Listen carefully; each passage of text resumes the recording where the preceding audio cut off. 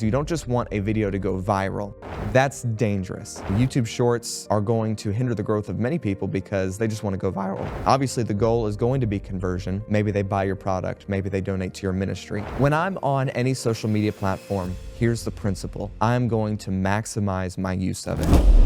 I spent nearly a year with Sean Cannell, and he taught me a ton about YouTube Shorts. So in this video, I'm going to share with you how we implemented it and got 29+ million views on YouTube in 2023 alone as a church. But some things have changed, as they always do. And so my goal is to give you the trends and the principles to ensure that you're ready for anything. Here's a few stats that I thought were interesting. Number one, YouTube Shorts are growing 135% year over year and have over 1.5 billion monthly users. According to some reports, one YouTube subscriber is worth 25,000 TikTok followers, according to Storylab. I wanted to get that out of the way and just kind of explain to you the importance of YouTube Shorts. Obviously, when we're looking at the vertical video category, there are many different platforms that allow for this, and I'm focusing on YouTube Shorts right now, but these principles will apply to every other platform, so let's dive into it. In 2023, at Encounter Today, we got 154,902 subscribers from Shorts alone. We got millions of views on TikTok and IG with the same content. Note that it was the same content. And we got over 100,000 followers in about 3 months on Instagram. Reminds me of something that Sean Cannell said recently. He said, "It would be irresponsible for anybody that's serious about getting their message out, building their brand, building their business, to ignore YouTube Shorts." This is a big deal, and I want us to focus on it.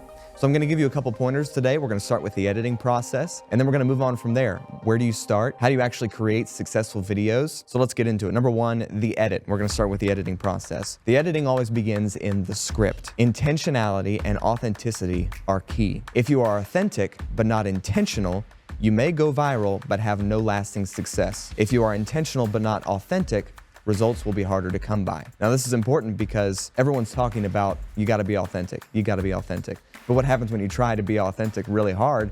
You're no longer being authentic. You're trying to be an authentic version of yourself, however you would picture that. So that's why I want us to note the importance of authenticity and intentionality. You should not have one without the other when it comes to authenticity and intentionality.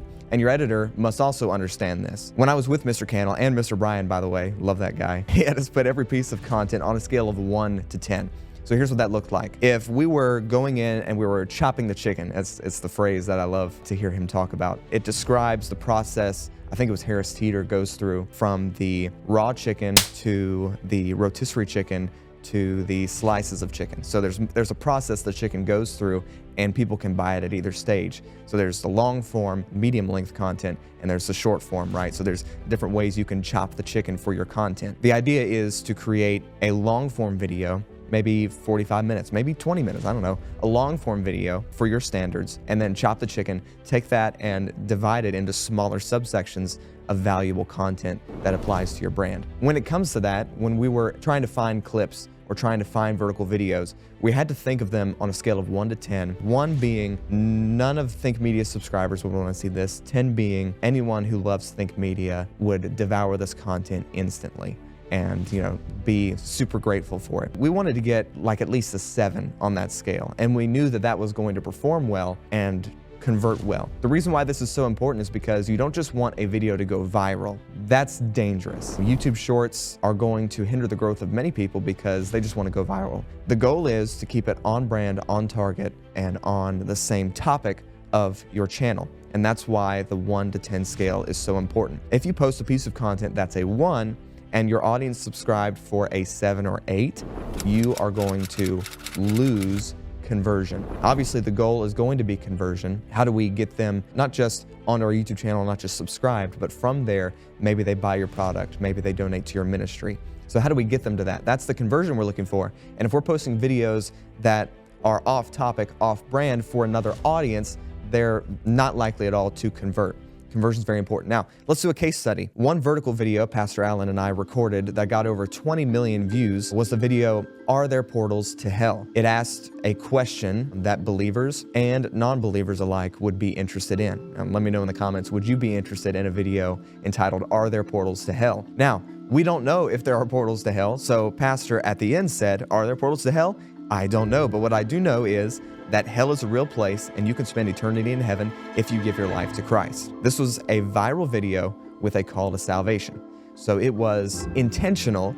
We addressed the topic that a large audience would want to see, and it was authentic. We provided a call to action for salvation at the end. The content lasted 41 seconds, talking about portals to hell, Iceland. I think it was the Hekla Castle or something along those lines. That lasted 41 seconds, and the altar call lasted 9 seconds. I honestly don't know who got saved or where the seeds of salvation were sown for that video. How many people are actually thinking now about eternity? That's powerful. Now, not only that, we gained 46,000 subscribers because, number one, it was an interesting video. Number two, it properly identified our target audience. Now, when someone's watching that content, obviously, there are lots of people that want to know if there are portals to hell that aren't Christians, right? And those people aren't necessarily going to be interested in the Encounter Today content, obviously, because we're a ministry, we're a church. If they're non-believers, they might not be interested in that. The goal of this video was to answer a specific question, the ASQ method, get them interested in the topic, possibly create a new audience, but at the end, convert them to salvation. Now, at the end, you got two different audiences watching, non-believers and believers.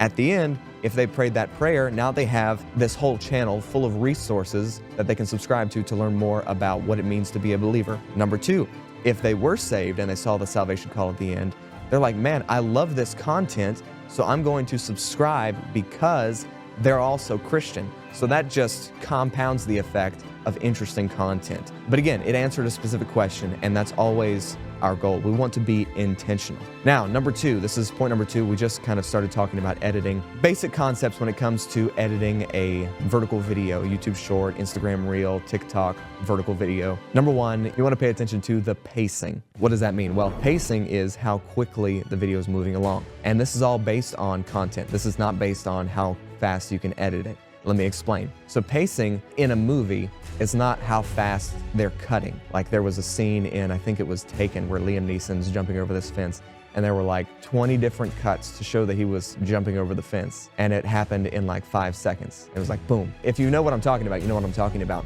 Just because they cut fast doesn't mean the pacing was fast. He was still taking the time to jump a fence, and it was still very slow and very boring, right? So just because they cut 20 times didn't increase the pacing. The content is what needs to increase the pacing. So whenever you're editing a video or whenever you're looking for a video, you have to say, all right, whenever I'm watching this, does this keep my attention for 60 seconds or 45 seconds? I don't know, set a goal in your mind and say, okay, does it start with a hook? Well, actually the hook is closer to the middle, so maybe I can cut that out and put it at the beginning, right? So the hook needs to get my attention, and then the pacing needs to remain consistent and maybe even a forte, and it needs to grow with the video. So you have to pay attention to that. You have to pay attention to the pacing. Number two, captions. Captions are great. And here's the principle. Not that captions are always going to be necessary. I don't want you to think you always have to put captions on a vertical video. The principle is there's something else in the frame that's keeping attention. Whenever there are captions on frame, you're more likely to read the captions and stay on the video longer. I think it was something like 38% more likely to watch the rest of the video if there are captions. Now, we've been getting retention rates of 120+%. Yeah, that's right, they're watching the video more than once basically, because we're intentional about these things. We're being intentional, right? So the captions are, of course, not at the bottom because they're gonna get covered by Instagram, TikTok information. And whenever you're editing, you can get this cool overlay that shows you where all that information goes, so the captions are behind something. That's cluttered and nobody's gonna be able to read them anyway, so move it up. Not half, it doesn't necessarily have to be halfway on the screen, maybe a little bit down, just beneath the chin. You take the captions and maybe they're very short and they're flashing. Maybe you use CapCut, which is a free editing software that makes it look cool, makes the captions look nice, and makes sure everything's spelled correctly. Please, that's a pet peeve of mine. But that's a principle. So there's something on screen moving at all times. The captions last like a second. Boom, boom, and it's something for the person to read. It keeps them hooked. But again, the content is essential. So that's a principle. You can apply that to multiple different areas. So take B-roll, for example. Not that you have to have B-roll, but it's something else on screen that's keeping attention. You know, when Alex Hormozi, I think, is the one who started this, potentially his editor, including emojis in the captions. That was just something else on screen. Not that you have to use emojis, that's just something else on screen that's keeping attention. That trend will fade away. People will get tired of that, but the principle is that you need something else on screen keeping attention. I hope that this is helping so far. In fact, let me know in the comments if this is helping. Let's keep going with the editing. Jump cuts. You want to add jump cuts. You want things to be quick. When I'm on Instagram, and watch yourself when you're on social media platforms, because it'll help you move forward with content. When I'm on Instagram and a video starts with a fade, I'm less likely to watch it, where it fades in. It needs to get straight to the point. If there's a 1.5 seconds of silence, I'm less likely to watch it. If there's, hey, this is Evan, I'm from so-and-so, nobody cares. Nobody cares who you are, nobody cares where you're from. I've seen this so many times. I'm gonna be as nice as possible when I say, please stop doing that. I especially see pastors do this. Hey, I'm Pastor so-and-so from such and such, and you already lost people. That second, less than a second sometimes, was you dropped most of your target audiences. You were going to deliver an important salvation message, and instead you turned people off and didn't allow them to stay on. Maybe that's something you can have at the end of the video, but people are gonna drop off. So just pay close attention to that. So that's a principle. Let's keep going with this. Music. What kind of music are you using? Is it on-platform music? Is it music that you edited in? I think you can do whatever you want to do. There's lots of people saying you have to use trending audio, and it's like, well, sure, I mean, that's true. That's a good practice and something might go viral, but it's probably not necessary. What's the content? Is the content good, right? Music and something else in the background that's interesting, again, that's a principle. So it's not that you have to use trending audio. That's a trend right now that you could hop on potentially and get some more views. So music, Drew, the guy that's sitting right over there actually, he recently did a video, a vertical video. It was a Fortnite-based video, and you added a lot of sound effects, and you highlighted the sound effects. It was really cool. In fact, we'll link it below if you want to go check it out. It keeps attention, right? So, and he had a trending audio behind it. He included all these things. The video is interesting because he's playing Fortnite and he only has like one gun that actually has ammo in it, and he's battling this duo that, you know Fortnite stuff. Some of you are like, what in the world is he talking about? But he got 10,000 plus views because he's using these principles. I mean, it's not like he's Mr. Beast or anything, but he's able to get these views because of these principles. Finally, in the editing process, this is the end of point number 1, the thumbnail. Our thumbnail is important for vertical videos.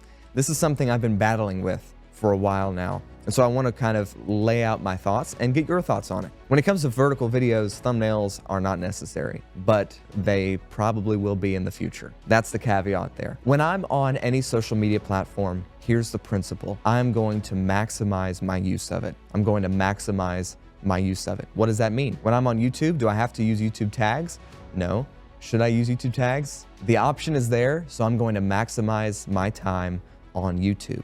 Are tags as important as it used to be? I don't think so, but they're still there, so I'm gonna maximize my time on YouTube. And that goes with YouTube, thumbnails. When it comes to vertical videos are starting to rank in search. This is happening on TikTok and YouTube specifically. They're battling for this. So if you can figure out a way to make your less than 60-second vertical video rank, that is powerful.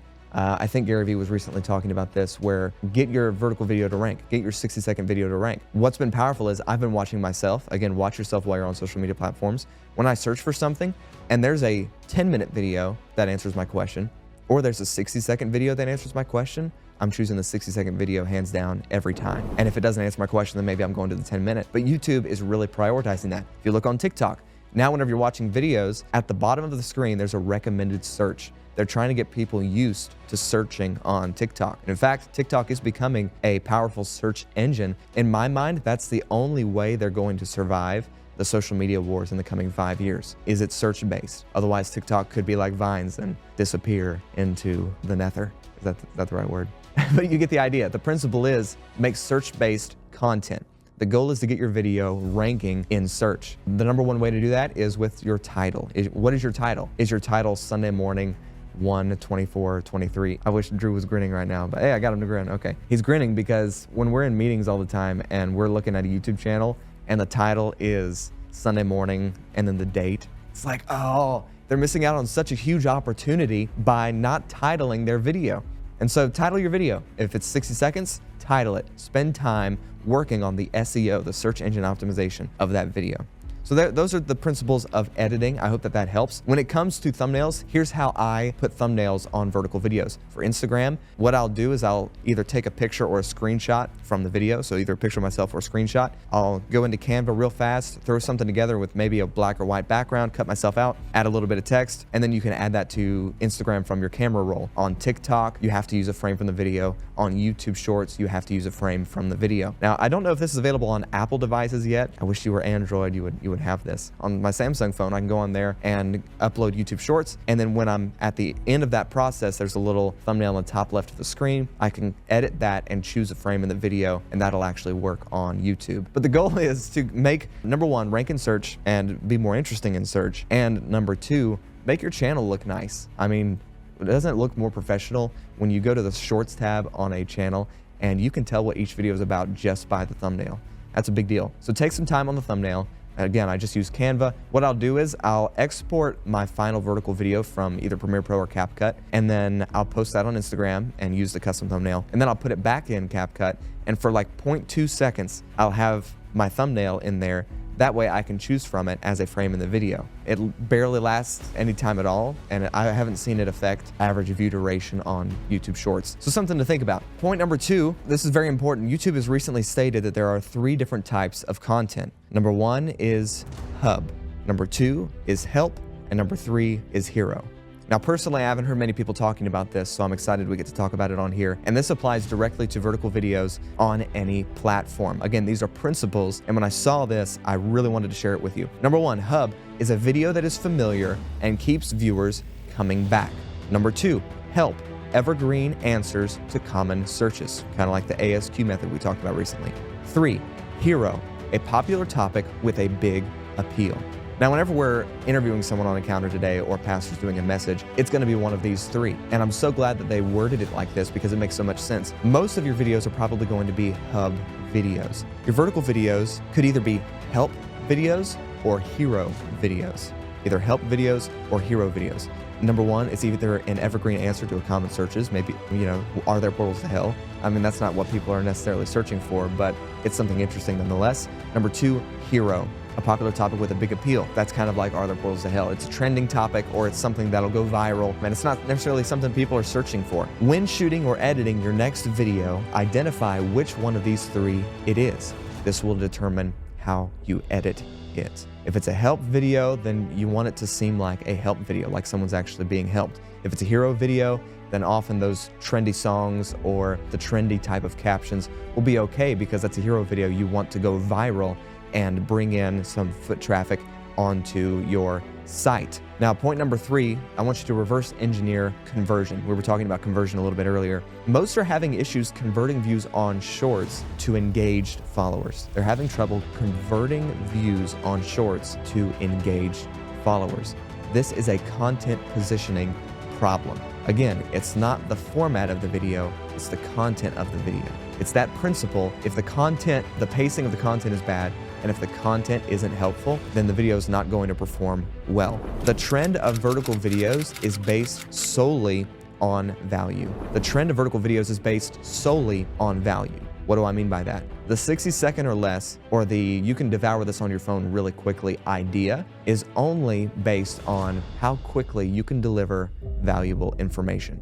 It's not the time that's valuable. It's not the time frame that's valuable. It's not the format or the captions, whether or not it's vertical. The principle is, can you deliver a valuable point in 60 seconds or less? That's the principle. So I want you to keep that in the front of your mind and make sure you or your editor, whoever's editing this, understands that. 50% upfront goes into the script, 50% goes into the editing. And you need to understand that both are equally important. So how quickly can you deliver a valuable point? And with that, thanks for watching. I hope that this video helped you. See you in the next one.